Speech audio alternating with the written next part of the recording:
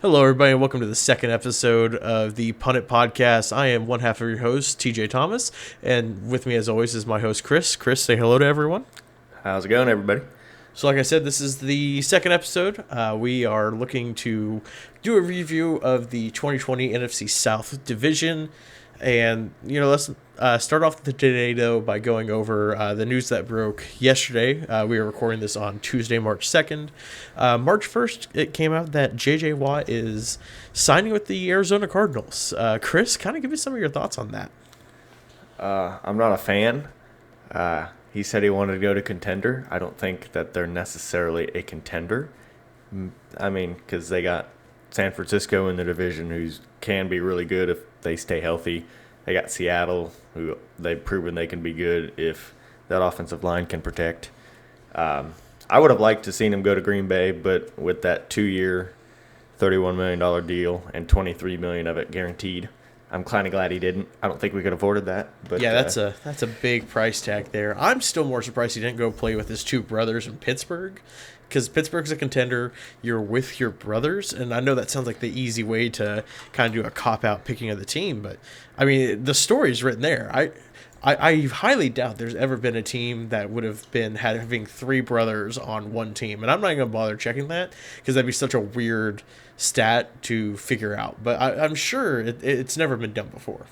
Oh yeah, I don't ever believe that has been done. And I was kind of reading some things. He'll be opposite of he'll be on the same line as like Chandler Jones. I don't see it being a good fit. I think Arizona is trying to turn to Houston 2.0, so be ready for them to hire Bill O'Brien as a GM next week. And then immediately trade DeAndre Hopkins. But Yeah, get Hopkins out of here. It was mentioned that it was Green Bay, it was Cleveland there for a bit, and it was either Buffalo or Tennessee. And then Arizona out of nowhere? I mean, we'll see if it works. I mean, good on J.J. Watt for, I guess, putting himself out there and testing free agency. I know a lot of people wouldn't have done that, and he's still going to be getting on an average of $15.5 million a year, which is insane. Yeah, I wish I was rich. Yeah, right? But to me, it's a head-scratcher. I know to a lot of people I talk to as a head-scratcher. I don't think anyone really saw that coming, especially not to Arizona. I think everyone knew that he was going to be leaving Houston. That was just, the writing was on the wall. There's going to be no doubt there. But Arizona? I mean, yeah. This brings me back to Urinating Trees video, and I'm not sure if you've seen it, Chris. I'll send it to you later. When they talked about Arizona just being the retirement home of the NFL. And I think this is it. I think he's right. This is just, the Cardinals have a trend of chasing past their prime players and giving them a boatload of money. And, it's not saying J.J. Watt still isn't like a top 10 defensive end in the league, and I'm calling him past his prime, but he's not the J.J. Watt that was getting, 10, 11 sacks a year at a minimum, winning defensive players of the year. Or do you think this is more of a, hey, Aaron Donald, I see you over there thinking you're the best defensive player. I'm coming to your division. Let's see who does better. Nah, I think this is just kind of him going where the money was, to be honest with you. I mean, they have a decent team, yeah, but I don't think they have a Super Bowl capable winning team. And it's not a knock on Kyler, but I think it's just because of Kyler's lack of experience. Not just in the NFL, but in the playoffs as well. Yeah, and I mean, it's still to be seen if the air raid offense is going to work in the NFL.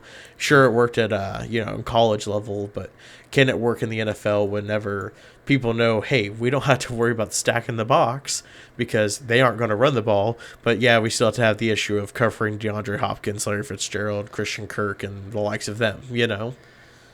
Yeah, it's just, I got to stay healthy. I mean, Larry Fitzgerald played I think 9 games this year, and that really hurts them because he's a little bit past his prime, yes, but he's still a threat to most defenses. And you put him in the game, and you have DeAndre on the other side, and then it's like, who do you cover? Other big news that broke while we were off, I don't really think there was one. The Carson Wentz thing broke the day before our first episode there. We kind of touched that in the first episode. Chris, I can't think of any other big news that broke while we were on our week break. Did you? Not that I have seen or heard about. Okay. Personally. So then let's just jump straight into our NFC South division review in 2020. The NFC South, we called the NFC East the Trash Master division. I've called this the Old Goat division because you have arguably two of the best quarterbacks that have played in my lifetime, and Drew Brees and Tom Brady. And yes, they aren't what they were, but they were still pretty good. Brees was a question mark. But let's go straight to the Saints. And looking at their stats, for a receiving core that boasts Michael Thomas, Michael Thomas wasn't really a factor in the receiving game. He is, I'm looking at 5th. And I know he was hurt. He only played 7 games and still racked up 438 yards. But if this is going to be an issue of Michael Thomas, these issues happening, like Alvin Kamara was your biggest receiver this year. And to me, I looking at this from a non-perspective, like I know he played one more game than Sanders did. Sanders missed time with COVID, but that's unacceptable. Yeah, I'm not sure what the situation down there in New Orleans is with Michael Thomas, but they got to get it figured out because I think there was some bad blood in the water between Thomas and the coaching staff throughout the season, and I'm not sure if that hindered his playing time along with his injury or what. But I mean, yeah, if you're Michael Thomas, last year you broke the record for catches in a season, and then you come out next season and play 7 games, rack up 40 receptions for 438 yards. That's not very good. And a little bit of it falls on Drew Brees because he was kind of the Tom Brady style quarterback this year. He rarely threw it deep. Mm-hmm. And he just kind of checked down 5-10 yard routes, and he rarely chucked it deep. And I think that really hurt that Saints offense, to be honest with you. Because, the Saints overall, they weren't a bad team. You're looking at Drew Brees. He had 2,942 passing yards.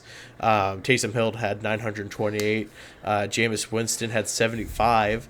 Kamara had 932 rushing yards. I would have pegged him having more, but he also had 756 receiving yards. Like, that's big. Was Drew Brees what he was the past few years? No. And still at the time of recording, I don't think he's officially retired yet. I think it's still.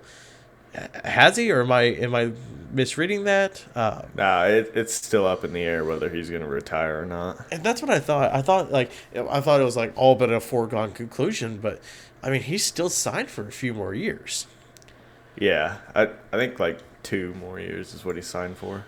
So if you're the Saints and you're Saints fans, do you look at this year with Michael Thomas as like, you know what? Everyone's entitled to a down year. Maybe he'll get his head on together and he'll bounce back and be the number 1 wide receiver in football, number 2 wide receiver in football behind DeAndre Hopkins, and maybe that boost up your.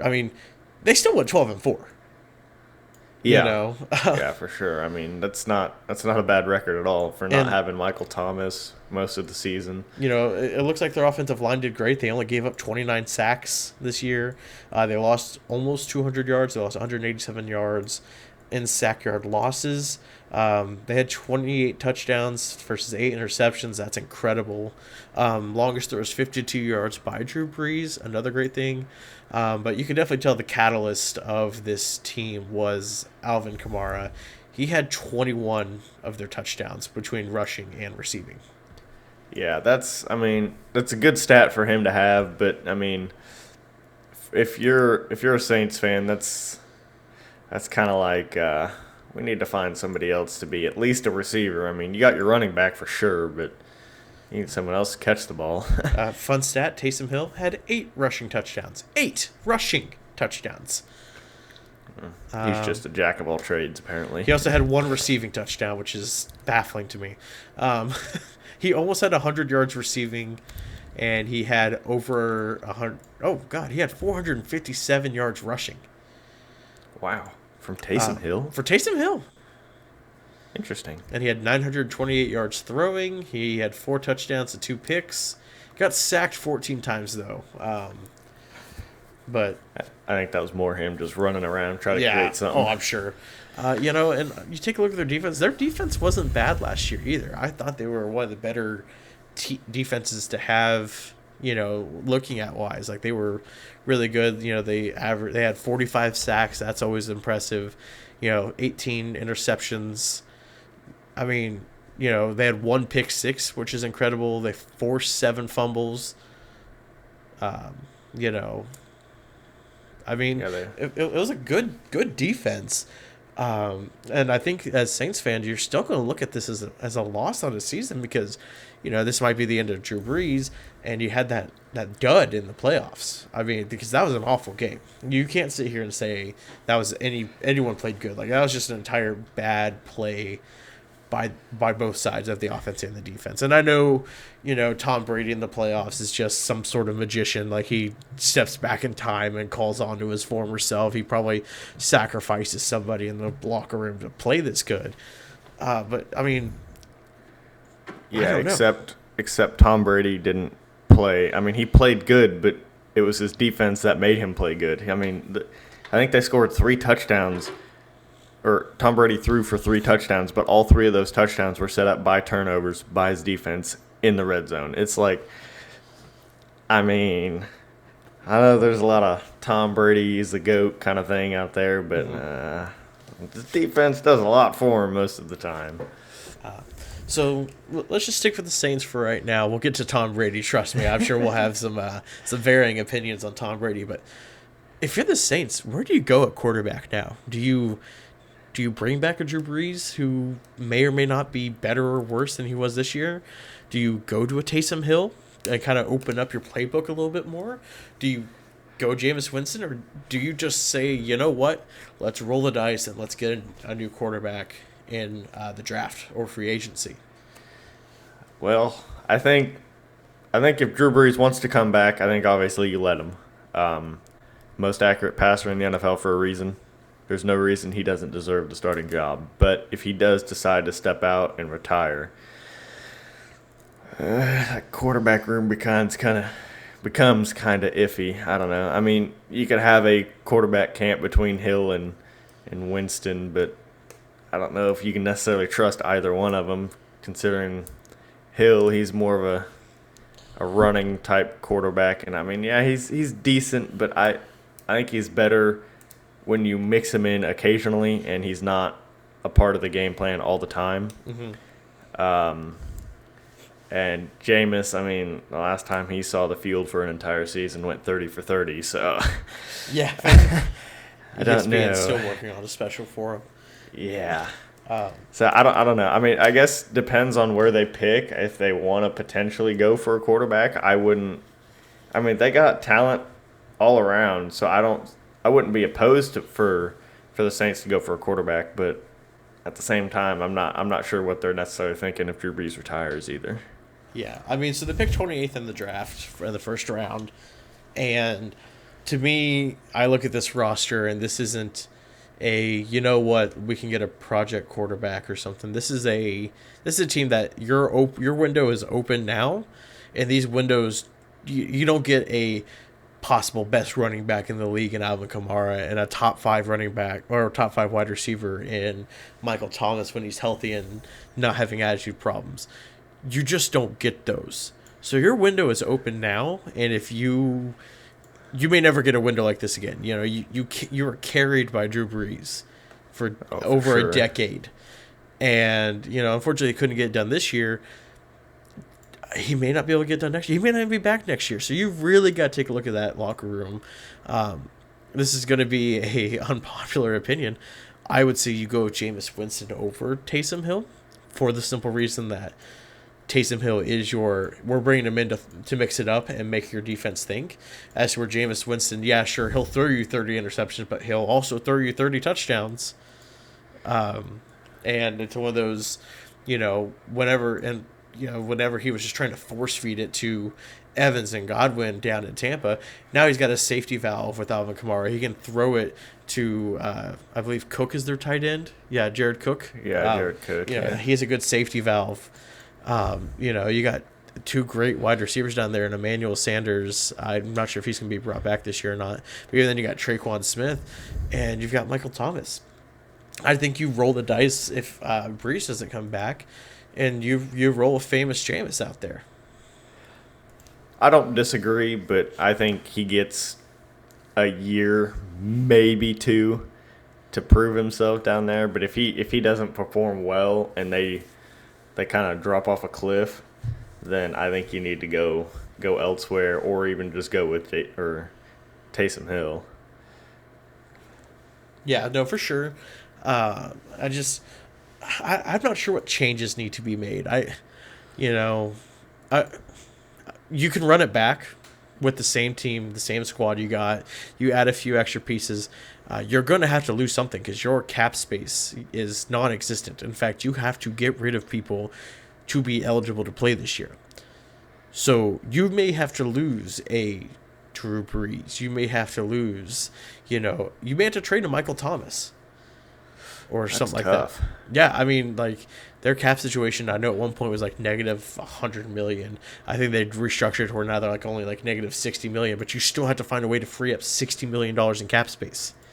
One, as a GM, I'm worried I'm going to lose my job because why? How does that happen? I understand you have an Alvin Kamara, you've got a Drew Brees, you've got a Marshawn Lattimore, you've got all these great pieces, but where are you going to get the money for it now? Yeah, I agree. I mean, it's they invested so much to try and get Drew Brees that second Super Bowl, and it hasn't worked out the last 3-4 years, and now they're paying for it because it hasn't worked out for them. Yeah, and it's just you're still in your win now mode, which is a big thing. Obviously, if you win a Super Bowl, then guess what? You don't care about what happens. You get a bask in another Super Bowl for another while, and no one's really going to matter. No one's going to really care about what you did up to that point. You get the Super Bowl, that's all anyone's going to care about. Oh, yeah, for sure. Especially if it's Drew Brees' final play, final game. He wins the Super Bowl. He's up on the podium. He's MVP. And he goes, I'm done. Thank you, guys. Thank you, New Orleans. I love you all, And then you know what? No one's going to care about your cap situations. No one's going to care what you do for the next decade except for your hardcore fans because you can still coast on that Super Bowl win. Yeah. I mean, I think if Drew Brees comes back, they need to figure out a way to stay all in and get him that second Super Bowl. But I don't know how they're going to do it with their current cap situation. It's going to be tough for them to figure out. They will be an interesting team to watch for the future and kind of see what they do and how they're going to navigate these tready waters. At pick 28, man, I'm not sure what they need. At this point, just more depth. Maybe you take a swing and refill up your offensive line. Maybe you go defensive line. Maybe a linebacker here or there. You're pretty well set on what you've got. Maybe you move that in like a bloated contract to get underneath the floor for like a late second or something. It's gonna be interesting to see. I'm just looking at it here on their scoring. Kamara had 21 of their 59 touchdowns on the year. That's almost half. You got to find someone else to get the ball to. He was actually tied for points with their kicker.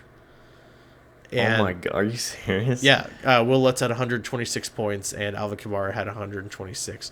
Next behind them was Taysom Hill at 54, Jared Cook at 42, Latavius Murray at 30, Emmanuel Sanders at 30, Traquan Smith at 24, Drew Brees with 12, Josh Hill with 6. So it looks like I said, your catalyst is Alvin Kamara. Oh, yeah. I mean, I think we all knew that. Oh, yeah, no. Anyone who didn't know that, you obviously didn't watch a single Saints game. And which you should. They are an exciting team, But, let me just take a look at their postseason stats, which this will be the most damning thing, I feel. Yeah, don't do that. Drew Brees had a 64% completion rate in 2 games. Didn't throw for 400 yards in those 2 games, which is not like him. 3 touchdowns, 3 interceptions. Um, Kamara had 184 rushing yards in those 2 games. But his receiving wasn't that great. He wasn't really noticeable. Only 37 receiving yards in those 2 games. The defense had no picks. They had no fumbles. So you could argue that the defense didn't step up because they only had 2 sacks in 2 games. But at the same time, whenever your defense is constantly on the field, because you had 1 fumble on the rushing side, 3 picks, you had 1 fumble on the receiving side. I mean, that's And I think all of those turnovers, except for maybe the receiving fumble, I think all of those came against the Buccaneers. Yeah, because the Bears didn't really host much of a threat against them, but I still felt like they kept it closer than they probably should have. Yeah, I think the Bears were in that game longer than they should have been. And really, up until I think that final score of that game was 21-7. So, I mean, yeah, really up until like the last 3 minutes of the game, the Bears were still in it. Yeah, so, and that leads me to a point I had in here. Did the Saints underperform in the playoffs? And I think if you're a Saints fan, you're sitting there going, yeah, we really underperformed.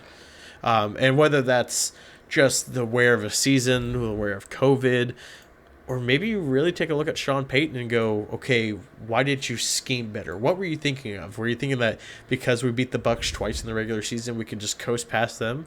You don't think Bruce Arians and Tom Brady learned? I mean... Yeah, I'm not sure what their necessary game plan was, but whatever it was, it wasn't a good one, and they did not execute. No. So, like I said, Saints are going to be, to me, I think the most interesting team, or one of the most interesting teams to watch in this offseason to kind of see what they do. They may not even be the most interesting team in their division to watch, but in my opinion, let's go to the most boring team that you're going to be watching in this offseason on what they're going to do. And the defending Super Bowl champion Tampa Bay Buccaneers. Boo. I hate the fact that I keep doubting Tom Brady, and he keeps shoving it back in my face going, I just, he's the GOAT. I'm sorry. I know you're going to say it's Rodgers or somebody else. I can't anymore. I can't say he's not the GOAT. Tom Brady is the best quarterback to ever play the game. Is he the most talented? No. But he is the best quarterback to have played this game. Yeah, I mean, personally, he's the best game manager out there. Yeah, I mean, to win 7 out of 10 Super Bowls, I mean, you can't really argue with it. I respect the guy for all that he's accomplished, but boy, do I not like him. Are you just tired of him winning at this point? I mean, yeah. I mean, yes, he's been on good teams and he's had good defenses around him, but I mean, god dang it, go to the Jets and win a Super Bowl and then prove to me that you're good. I mean, come on now. Oh man, you watch after his contract's done, he will go to the Jets and win the Super Bowl. Just so you had to go back on here and go, you know what? Fuck. I mean, at that point, by all means, just ride off into the sunset with your millions of dollars and 12 Super Bowl rings at that point and just get out of my life. And then just go kiss your kids. I mean, Tom Brady's stats this year, man. 4,633 passing yards. I need to take a quick look at his stats over his past few seasons and see when was the last time he even had a 4,000-yard passing season. And I'm looking at it. Wow. Okay, he's consistently throwing for 4,000 yards. The last time he didn't throw for 4,000-yard season, 2016. Before that was 2010. Before that was his injury-plagued year in 2008, where he played a game. Yeah. Okay, so maybe I'm just underrating, and I can't believe I'm going to say this. Maybe I'm just underrating Tom Brady and his throwing ability, but because he's. Yeah. Okay. He's just good. 12 interceptions, 40 touchdowns. Their offensive line was incredible this year. They only gave up 22 sacks. Ronald Jones had almost 1,000 yards rushing next to Brady's 4,633 passing yards. Leonard Fournette had 367. Antonio Brown had -2 rushing yards. Suck it. Got him. On 2 attempts. 2 attempts, he had -2 yards. Jeez. But, and then, you look at the receiving yards. Mike Evans had over 1,000 receiving yards. Chris Godwin had 840. Everyone called the carcass of Rob Gronkowski had 623 with 7 touchdowns. Scotty Miller, your Wes Welker type wide receiver, had 501. Antonio Brown in 8 games had 483. You put that in a 16-game sample size, you're looking at almost 1,000 yards there. This team found a way to get it done. Their defense was incredible. 15 interceptions. They had 15 forced fumbles. 10 of them were recovered. 48 sacks. And that's just the regular season. I feel like they even stepped it up in the postseason. And yeah, sure, they kept it close against the Washington football team, but that's a credit to the Washington football team and how far they came up. Yeah. Again,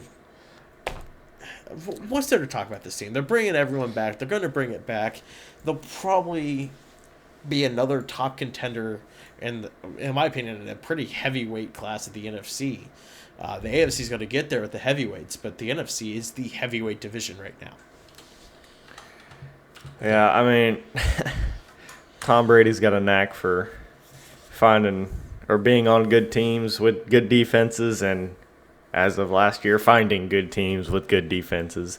And yeah, I mean, there's just nothing really to talk about for this team. They had a decent regular season. I mean, yeah, their 2 games against the Saints were no picnic for them, but they ended up turning that around, and I'm not even sure who else they lost to, but I mean, they came back in the playoffs and they played with a vengeance against the Saints.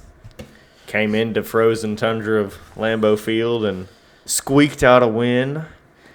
Okay, hurt feelings there, but I'm gonna read you their losses here, and I'm gonna tell you, and I want you to tell me which one doesn't belong to the others. I'm gonna read these in no particular order. So you had the 2 losses of the Saints. They lost 5 times. They had 2 losses of the Saints. Okay. 1 to Kansas City. Okay. 1 to the Los Angeles Rams. Okay. And 1 to the Chicago Bears. Oh yeah, I forgot about that loss. Yeah, one of these teams just does not belong here. And I'm sorry, Chicago. I'm looking at you. Oopsies. But and their games besides the Saints games were close. They lost 20-19 to the Bears. They lost 27-24 to the Rams. They lost 27-24 to Kansas City. They lost 34-23 in their first meeting to the Saints. We don't talk about Week 9 where they lost 38-3, but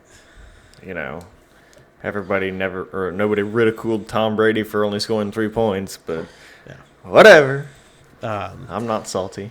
Like I said, I think this is going to be the most boring team in the offseason because they're just going to, except for the fact that we got to see drunk Tom Brady and him throw the Lombardi trophy from one boat to the other. I'm sorry, that was cool. Yeah, there were some unhappy people after that one. Yeah, they can suck it. Until they win as many as Tom Brady does, he could pay to go find a diver to go get the fucking Lombardi trophy, okay? But so their odds of repeating, I mean, it's hard to repeat in the NFL. Do I think they repeat? No. I'm sure I'll look back at this in a year and go, wow, I'm an idiot. They pick 32, just best player available. It doesn't matter. Yeah. Maybe you take another wide receiver, or not wide receiver, another cornerback. I felt like that was maybe their weaker end, but they did pretty good against the Chiefs. So, yeah, I mean, you go into the Super Bowl and you hold the defending Super Bowl champions to 9 points. It's pretty good. Yeah. So not really a whole lot of changes that need to be made. Just best player available. I'm tired of talking about the Bucs. There's nothing to talk about with the Bucs except for the fact they won the Super Bowl. Congratulations to you. Tampa Bay is getting all the nice things this year, and it's whatever. Do you have anything else to say about the Bucs before we move on? No, let's get out of here. I don't like them. Okay. So on to the Carolina Panthers, and man, this is the team of what if this happened. Obviously, the big thing that hurt them was Christian McCaffrey going down. That was very unfortunate for them. Oh, yeah. And they lost Cam Newton, so they had to kind of scramble to figure out who their quarterback was going to be. They got Teddy Bridgewater. They went 5-11, so not a terrible season for not having your star player, not having a quarterback new to the system, a new coach and everything. So let's just take a look at the underlying stats here. They gave up 36 sacks, so about average for the league. They only scored 16 touchdowns passing and 19 rushing. So that maybe that's something you need to look at there. DJ Moore had almost 1,200 yards receiving. And then behind him was Robbie Anderson at almost 1,100. And then you figure if Christian McCaffrey plays more than 3 games, like this is a team that's probably looking at a different story. And maybe it changes the whole outcome of the playoffs where maybe they challenge a little bit more on the Bucs. Maybe they miss because of different reasons or something. But this is a big years of what ifs for them. I thought Teddy Bridgewater did really good. I know some people would argue against that. He had a 69.1% completion rating, like I said, 3,733 yards, 15 touchdowns. The 11 interceptions is a little too, the ratio isn't the best there. But then you're looking at what he did rushing wise. He didn't really do a whole lot rushing wise. He only had 279 yards. But he's not a mobile quarterback. He's one of those game clock managers, and he does it very well. So, go on. I think a lot of it had to do with it was just Teddy Bridgewater's first year in Carolina and learning a whole new system, learning what their strengths and weaknesses are, and then their biggest strength got taken out like 4 games in. So, yeah. I mean, that'll definitely hurt a learning quarterback. But yeah, overall, I think he performed really well. I mean, you throw for 3,700 yards. I mean, 15 touchdowns, a little low, but that's not terrible. And then 11 interceptions. That's probably, if I had to guess, that's probably on average for the league. Around 11-ish, 10-ish interceptions. The ratio isn't great, but it's because the touchdowns are, in my opinion, pretty low. But a lot of the times it's, you didn't have your main star in Christian McCaffrey. You had him 3 games, Yeah. And I thought it was, I forget what injury Christian McCaffrey had, but I know there was talks of him coming back at one point. I thought it was a good idea that they didn't bring him back, because that's just one guy you don't want to have injuries compound against, Yeah, for sure. But, I mean, looking at stats here, I mean, this first team I've seen so far that's had 2 1,000-yard receivers. So, I mean, they got playmakers. I think their main playmaker kind of ruined the game plan for them a little bit going on in the season, and that's what really hurt them. I mean, you put a Christian McCaffrey in any lineup, I mean, a team's going to score at least, it seems like 14 more points a game. I mean, and so I mean, you take a look at their schedule. They lost by 4 to Vegas in the first week. So, they lost their first 2 games with McCaffrey. Then they beat the Chargers. They beat the Cardinals after McCaffrey's gone. They beat the Falcons after McCaffrey's gone. They lose by 7 to Chicago. They lose by 3 to New Orleans. Lose by 8 to Atlanta. Lose by 2 to Kansas City. 2 to Kansas City without Christian McCaffrey. You get blown out of the water by Tampa Bay, 46-23. You shut out Detroit. You lose by 1 to Minnesota, 10 to Denver. You lose by 8 to the Packers, and you get blown out of the water by the Saints. You add a Christian McCaffrey into those games, I'd argue say this team goes 11-5 instead of 5-11. I'd almost say 12-4. And that's just because that's the type of caliber Christian McCaffrey is. He is a game changer. He is probably take your pick on whether you want Alvin Kamara or Christian McCaffrey. They're both in the same. I mean, it's they're both game changers. They both change your game. I guarantee you, if McCaffrey has a full season, he has more than Mike Davis' 642 rushing yards.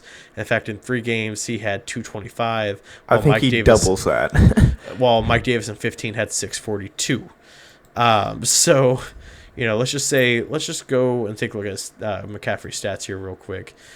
Let's say, rushing wise, he goes with his lowest season where he played a full thing, which was 435, which that was his rookie year. But then you say, oh, the next year he goes for almost 1,100, and then 1,387. So you saw a progression, and then this year was injured. I bet next year.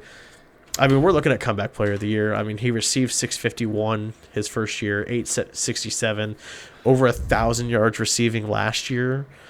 I mean, like I said, this is when we talked about Alvin Kamara being the guy in New Orleans. Christian McCaffrey's the guy in Carolina that offense runs through. Yeah, I don't see him not being comeback player of the year next year. He's just too good unless he gets hurt again to not be comeback player of the year. No, absolutely. But, so I saw a lot of question marks about, will Carolina move on from Teddy Bridgewater? Do they get a new QB? They pick 8th in the draft. They've been talked about trading up with Miami at 3, or even possibly with the Jets at 2, or there's a couple different options they could go with. I'm under the personal opinion, I don't think you trade up. I think if you want a quarterback, there's going to be plenty available at 8 that you could choose from, unless there's like one guy you're targeting to go get. But Teddy Bridgewater's is just a good option as well. I don't really see the need to move on from him. Yeah, I don't. If I'm the Carolina Panthers and I'm a fan of them, I don't want them to move on from Teddy Bridgewater for at least another year. I think he needs Christian McCaffrey for a full year, and then we'll see what that does. Because I mean, McCaffrey, that dude, like we've been saying, is a game changer. So I think if you give McCaffrey to Bridgewater for a year, I bet you they go 10-6 at worst. Yeah. And so, maybe at 8, maybe you go defense. Like, this is the team last year that went all defense in their draft. And I applaud that. You realized defense was our weakness. Let's fix it entirely. Maybe pick an offensive line. Penny Sewell might be available at 8. If not, there's going to be plenty of defensive options. I'm looking at their interceptions. Their top cornerback had 3, and then you had a safety with 1, a linebacker with 1, 2 other safeties with 1, and then no one else had an interception. Ooh. So yeah. They might want to focus on that defensive side of the ball. But their pass deflections were really good and the same token. The same guy that 3 interceptions had 11 pass deflections. The guy below who had 0 interceptions had 9 pass deflections. So, I mean, they were a good team. Their sacks, they had a pretty good defensive line. They had 29 sacks, which is pretty good. One guy had 9, and that was Brian Burns. I thought he was a great pickup for them in the draft. So it's going to be kind of hard to see what you want them to go with. I'm under the opinion of they either need to go offensive line or maybe a corner, or maybe you grab another linebacker here or there. But I don't think you need to go offense unless you're going offensive line, because you've got 2 stud wide receivers. Maybe you go tight end, but tight end is a dime of the dozen. You don't take the 8th overall pick and make that into a tight end. Just in my personal opinion. Yeah, I think defense and or offensive line is what they need to go for in the first round. And I mean, defense, probably primarily the cornerback at the safety position. So, yeah, it's like I said earlier, health and Christian McCaffrey changes this team. But the 36 sacks, like I said, that's about average. A Penny Sewell changes that. I don't know what their left tackle situation is like. I'm not a big Panthers fan. I could talk to some Panthers fans about it, but I think they're still upset by the fact they didn't have McCaffrey. And then this division with McCaffrey in it, that's a 3-way fight, because the next team we'll talk about, I've got some very strong opinions about. But, like I said, I think this team is a lot better than what their record showed. I think, barring injuries, this is a good team. This is a good playoff team. It's going to be a hard team to play against and a hard team to scheme against. So, hats off to the Carolina fans, and I hope you guys had a better year this year. Yeah, for sure. I mean, going into the season when the schedule was released, me as a Packers fan, I dreaded the Carolina game because I knew Christian McCaffrey. I was like, well, we don't have a very good defense. What are we going to do? Yeah. It's like, and I feel like that's how a lot of the teams are. It's not, I guess, necessarily not teams, but fans of teams. It's like, oh boy, we play the Panthers this year. Oh boy. Yeah, it's one of those, we're either going to spank them or we're going to get spanked. Like I felt like that was the trend with Carolina. Anytime you see them, you go, ooh, yeah, they got a Christian McCaffrey. I'd love to have one of those. Yeah, I mean, you get a Christian McCaffrey and you get him on a good day. Good luck to the opposing team. Yeah. And as a defensive coordinator, how can you plan to stop a Christian McCaffrey? And the simple answer is you can't. Yeah. I mean, you can try and try and try, but it all comes down to execution from your defensive front. And a lot of the times that dude's just too fast and evasive, and he'll say see ya and wave at you as he runs by you. Yeah. Or I'll go do another Amazon commercial where he's talking about how he can flip over people. Yeah. So do you have any other lasting thoughts on the Panthers here? Not too much. I think overall for the circumstances, I think Teddy Bridgewater played well. He could have played better, yes, but for a new system, learning it for the first time, I think he played really well. The receivers, they did a good job. I mean, you got two 1,000-yard receivers. I think you're good in the receiving core. I don't think there's any issues there. I don't think there's really any issues besides maybe a couple offensive linemen on the offense. And then I think you need to just bolster your secondary a little bit in this draft. And then I think they can be easily a playoff team next year. Oh, for sure. I think if they had Christian McCaffrey last year, I bet you they're in the playoffs over the Bears. Easy. Yeah. Oh, yeah. Yeah, for sure. But so, yeah, I don't really have any other thoughts. I thought Carolina got the, they win the injury bowl for just not having the best player in football. We're one of the best players in football that isn't a quarterback. And it sucks for them, but hopefully he comes back next year and, the what-if year is gone, and then maybe Teddy Bridgewater settles down a little bit more. Sure, you want to get your quarterback of the future, but at 8, is he really going to be available? And I feel like Teddy Bridgewater has been one of the guys we talk about who's been playing for years, but I'm just looking it up. He's only 28, so he can give you a good more years. You don't need to have, a top 5, and they've been talking about maybe getting a Deshaun Watson. I forgot about these trade rumors. Yeah, that wouldn't be a bad pickup. But I mean, if you can get a Deshaun Watson, get yourself a Deshaun Watson. Oh, yeah, 100%. But don't give up like a Christian McCaffrey for said Deshaun Watson, because I've heard that rumor. No. I think if you're trading Christian McCaffrey, you're getting Deshaun Watson plus, and that's how highly I value a Christian McCaffrey. Oh yeah, 100%. So I think Christian McCaffrey, he's just too good he's just too good to be valued at a low. Deshaun Watson's good, but I mean, you look at the not just running for backs, Christian McCaffrey. You look at the running backs of this draft, and you hope they turn into a Christian McCaffrey or a Derrick Henry or an Alvin Kamara. That's what you hope they turn into. Yeah, for sure. But no, I think in our defense draft is what they need here. I think you keep Teddy Bridgewater unless you can go get yourself a Deshaun Watson. I don't have much else. That isn't like a haha funny comment. About the. I don't know what the cap situation's like this year, but maybe go pick up a few pieces in free agency. I'm always all about those nice core depth pieces that aren't the sexy big splash, because I don't think they need the big sexy splashes.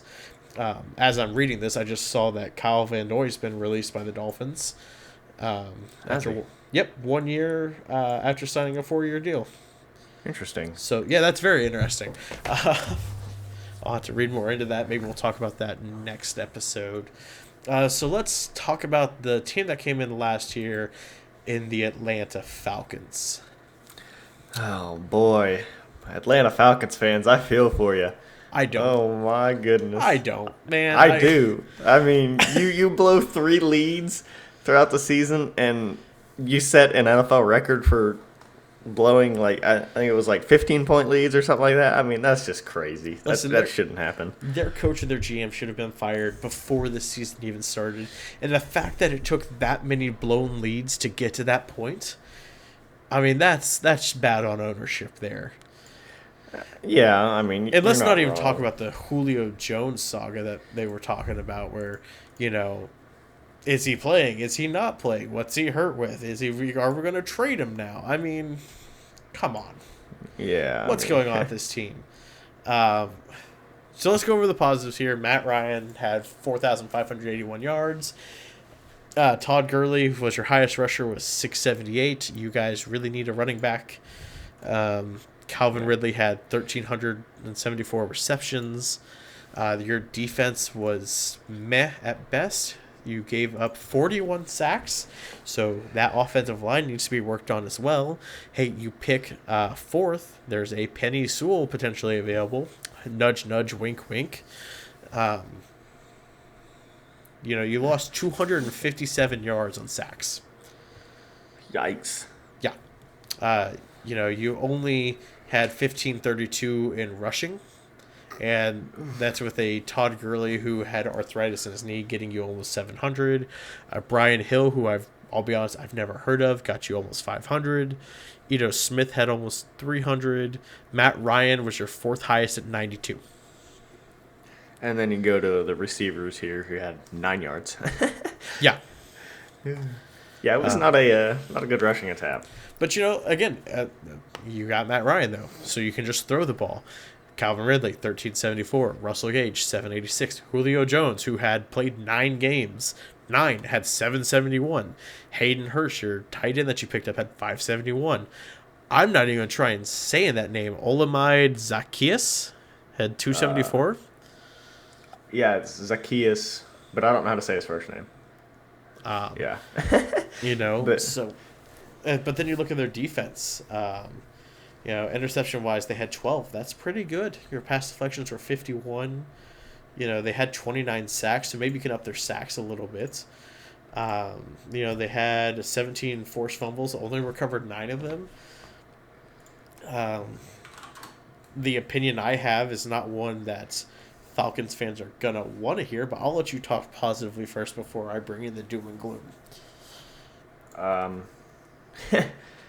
Yeah, I mean, there's really not a whole lot of positives. You guys, they went 4-12. That's not great. I mean, Matt Ryan, he still threw for 4,500 yards. That's pretty decent. He threw for 26 touchdowns, 11 interceptions. I mean, that's not bad. I've seen worse. Yeah, I'm not sure why they went out and got Todd Gurley. I think they could have maybe got somebody in the draft and or just developed somebody like a Brian Hill. I just don't think Todd Gurley was a good acquisition. But we're sitting here doing this podcast and they're making decisions for a reason. Yeah. So, but I think if you're Calvin Ridley, you realize, I mean, he's a stud receiver. You get Julio Jones in there. I mean, that opens up the floodgates for either one of those guys. And even Russell Gage, he emerged as a solid number 3 receiver. So, I mean, yeah, you get Calvin, you get Julio, and then a lot of the attention goes to those two guys, and then you got Russell Gage standing in the middle of the field, wide open, waving his arms like, throw me the ball, I'm open. It's a lot of attention gets drawn to those two guys. So, I mean, I think your receiving core is okay. I don't think there really needs to be any changes there. Maybe you get another receiver just to be the number 4 in case a Julio goes down. Because looking at it, I'm not really seeing that they have a true number 4. Maybe Zacchaeus, but he didn't perform too well.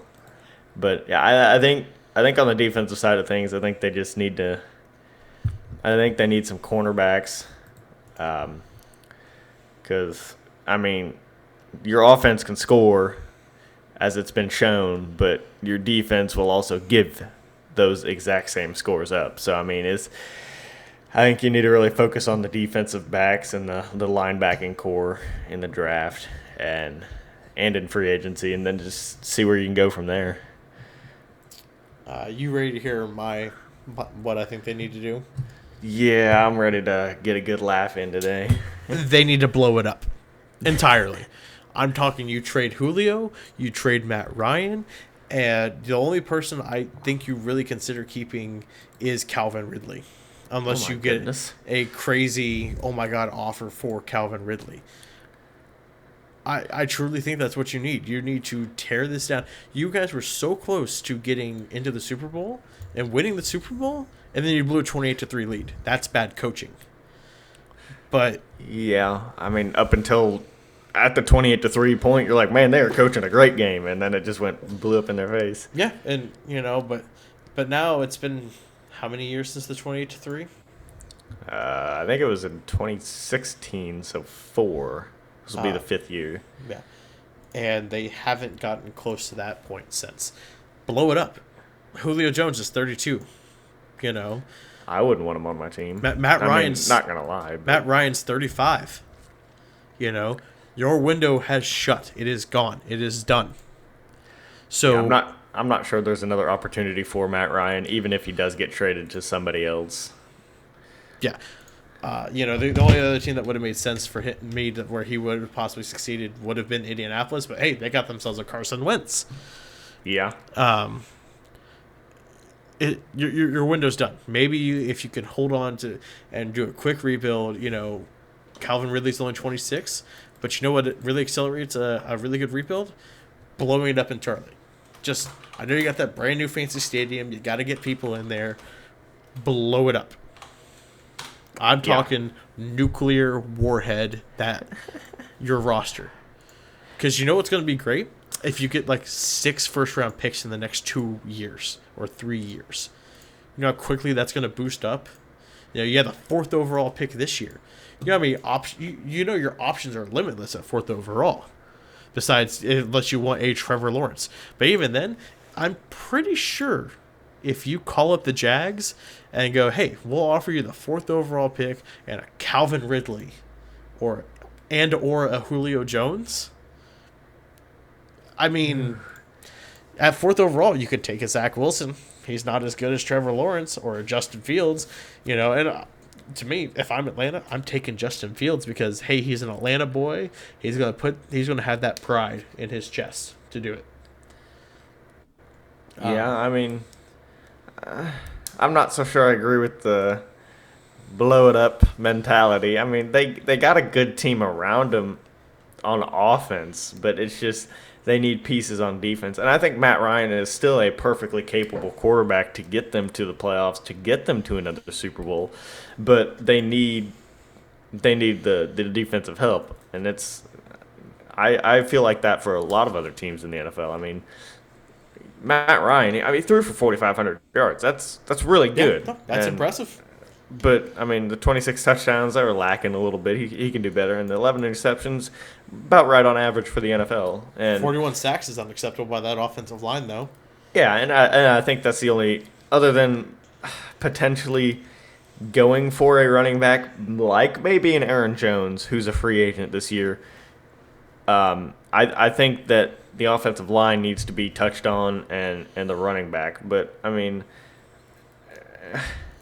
Brian Hill, I think if you start Brian Hill instead of Todd Gurley, I think Brian Hill could potentially be a really good running back because he had 100 attempts and 465 yards. I mean, that's only 95 attempts less and just under 200 yards less than what Gurley had. So I think if you give Brian Hill the lead role, he can do a lot better than what Gurley did. I sit here and I look at it, and eventually what I see this team becoming is an 8-8 team. You're not going to get better as an 8-8 team. You just can't. I feel like 8-8 is probably what at best they could do. Because, yeah, sure, you've got Calvin Ridley, you got a Julio Jones. A lot of people now have 2 really good, solid corners. And because they're not going to be stacking the box. You're going to send out Todd Gurley again? Yeah, I mean, that doesn't scare me as a person. You're not going to take a 4th overall chance on a running back. And if I remember correctly, I think they only have the one pick in the first round. Yeah, I think you're right. So to me, at fourth overall, your options are either you go best defensive player available, you go Penny Sewell, or you go Justin Fields. See, I mean, But, yeah, I mean, I don't disagree with those first two. I don't think you go away from Matt Ryan yet. I still think he's got good years left in him if he's got a good offensive line. So I think you go Penei Sewell, or however you say his name. I butchered that, I think. But yeah, I think you go offensive line and then focus on. So maybe first two rounds go offensive line, but then your later rounds you focus on defense.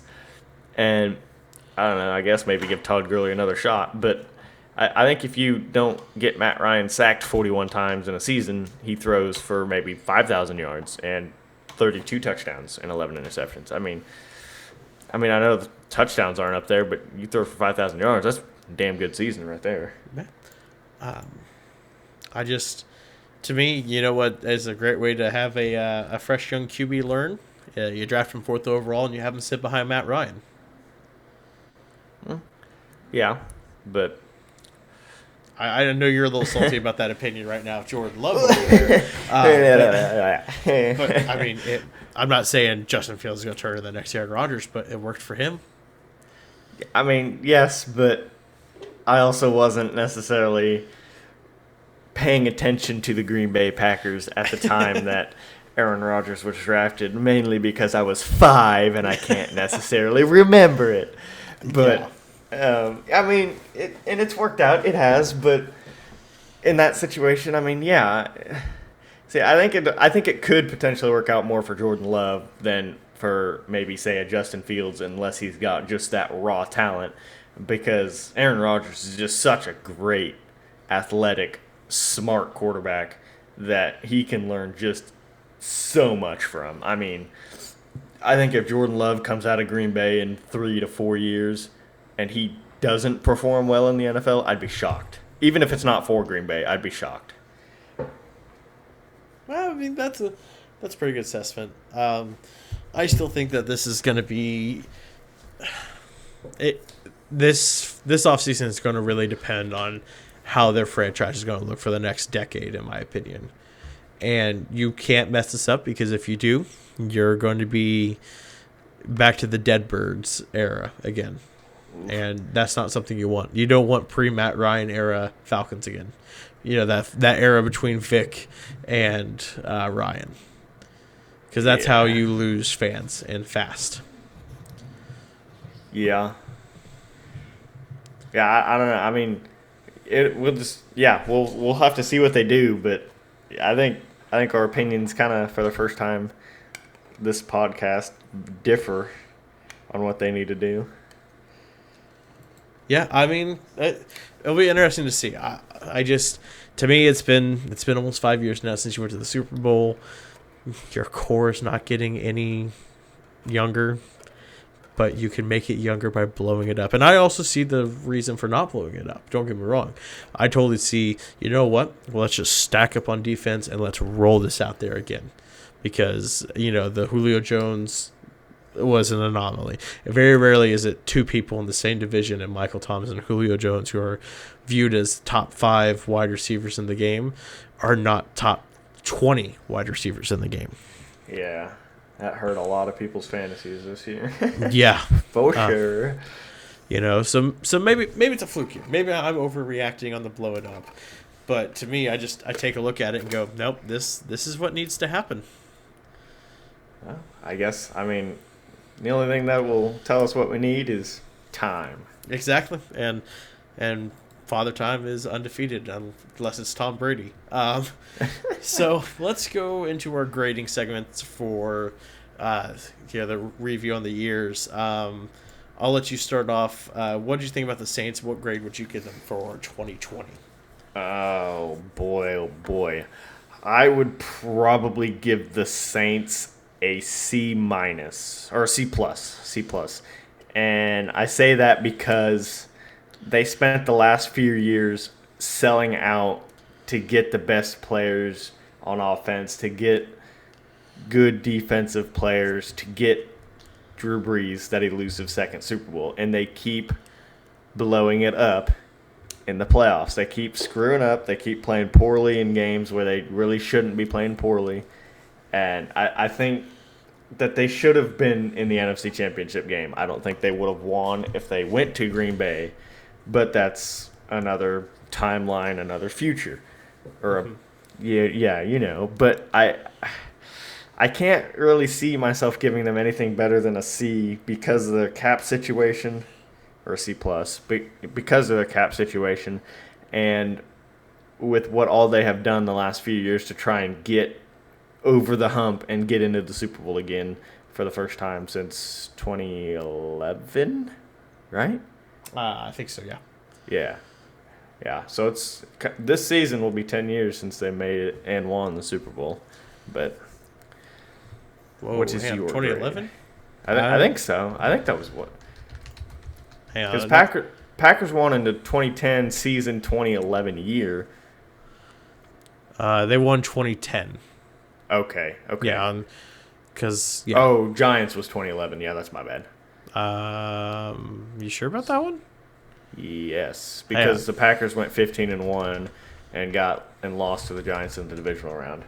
Trust me, I remember. Okay, I'm going to trust you on this one. At least I think. Because now I'm just Wikipediaing lists of Super Bowl winners. Let's see. 2010 was the Saints. 2011 was the Packers. No, wait. No, 2009, 2010 season was the Saints. 2010 to 2011. Yeah. Okay. Yeah. Okay. Yeah, and then the 2011 to 2012 season was the Giants. Yeah. Okay. Okay, so we got that all sorted out. No, so for the Saints, I give them a C, just a flat-out C. I'm not a big fan of the plus and minuses unless you're either really good or really bad. I give them a C. I thought another year of you kicking the can down a road, and I hate to say wasting, but you wasted another, and potentially the last year of Drew Brees. And so, that's, I don't really know how any other way to put it. So I'm giving them a C. There you go. That's fair. So on to the Bucs. You can start with stupid Tampa Bay. You win the Super Bowl, you get an A plus. It doesn't have to be any more explanatory than that. You win the trophy. You're the best team in the football. You get the best grade. I'm gonna give them an A. I'm not a fan of that plus and minus stuff. And but did you just give them a C minus in the Saints? No, I gave them a C plus. Oh.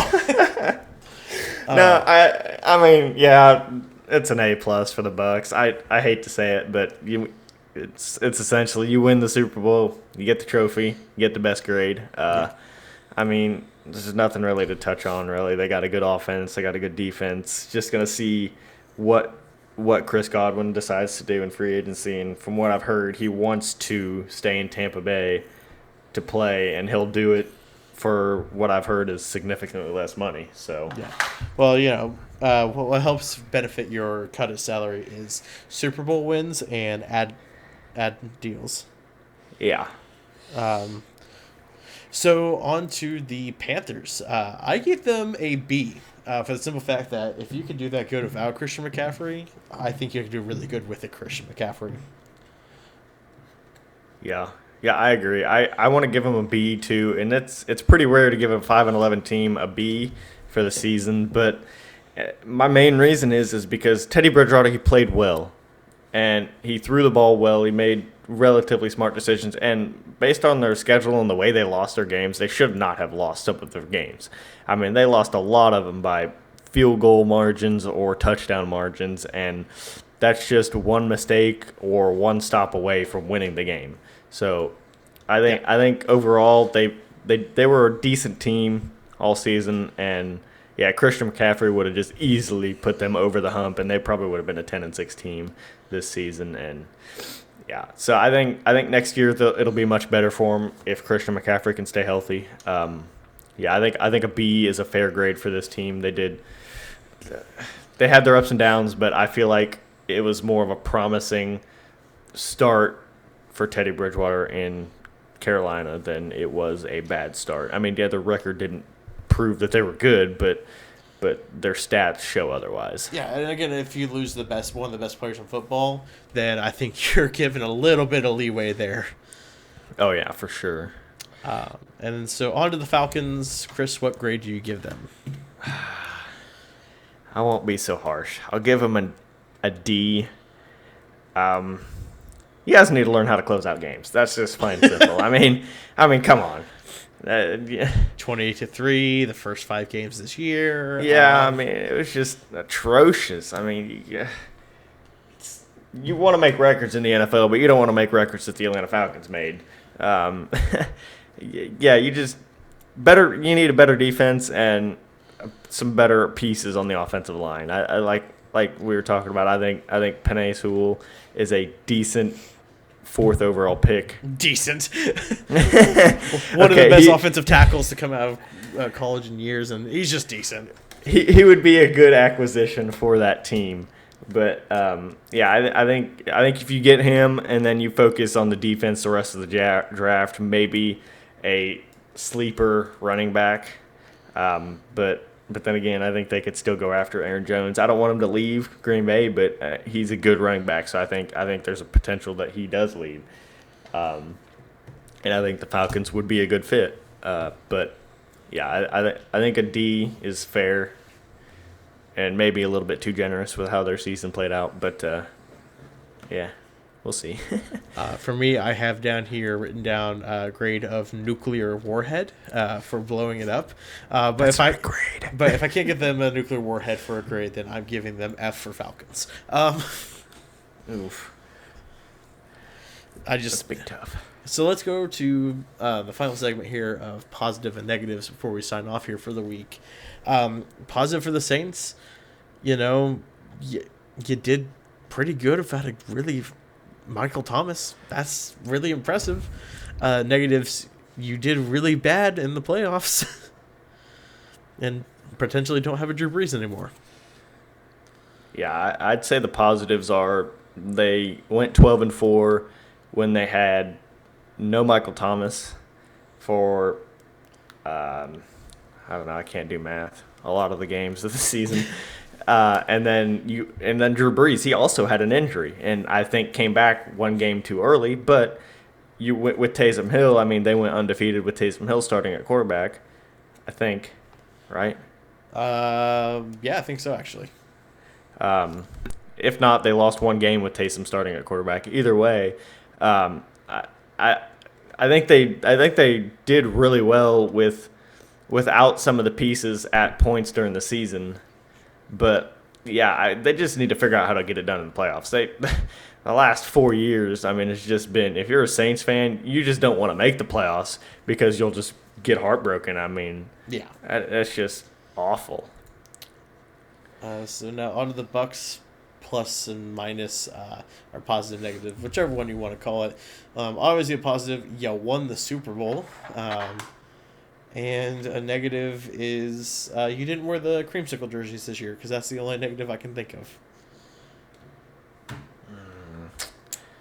Yeah, congrats, Tampa Bay. I say you can skip it because I know your feelings about the Bucs, and I know a lot of people here probably think the same way I do. Of you just really hate Tom Brady. Yeah, I mean, I don't like him, but don't get me wrong. I respect everything he's been able to accomplish, but oh man, I just hate the guy. He just wins so much, and it's not a knock on Tom Brady himself. It's just it seems like no matter what, Tom Brady just seems to win, and I don't understand because it's wherever he goes, they put a supporting cast around him. But as a Packers fan, they won't do nothing to help Aaron Rodgers, and that might be a little bit on Rodgers. He might have too big of a contract, and he might need to restructure it, take less money. And I'm a firm believer of this. If you want to win the Super Bowl, take less money and let the team get more pieces around you. But I don't know. Tom Brady, he's perfected that all his career. He's one of those quarterbacks who never takes those big contracts. And yeah, so congrats to the Tampa Bay Buccaneers. That's a plus for you guys. Your minus, I don't know. Just Don't screw it up next year. I don't know. So let's go to the Panthers, positive and negative. Positive, you had a really good season without Christian McCaffrey. You addressed what I felt like you needed to on the defensive side, and low key, some of the best jerseys in football. Dude, those home blacks are pretty sweet, and then they're blue. You know, the blue alternates. Come on. I think the best jerseys in football, to be honest, are the light blue Tennessee jerseys. Really? Yeah, I really like those. Okay. Personally. Again, or the black and red Cardinal jerseys. I like those too. Yeah, we're going to sit down. Like, I know we talked about this last week. We're going to sit down and make an episode of just ranking jerseys because I would love to see some of our opinion. We'll just go through Madden and just go through the preset. But I love jerseys. I could spend episodes talking about jerseys. Oh, for sure. The negatives for the Panthers,